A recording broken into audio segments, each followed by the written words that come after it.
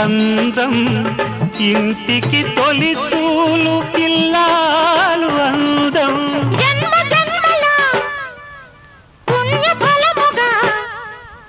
జాలువారు పసి పాప నవ్వులే ఆలు మగలకు అందం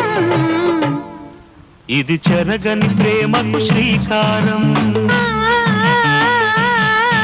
ఇది మమతల మేడకు ప్రాకారం పండిన కలలకు శ్రీరస్తు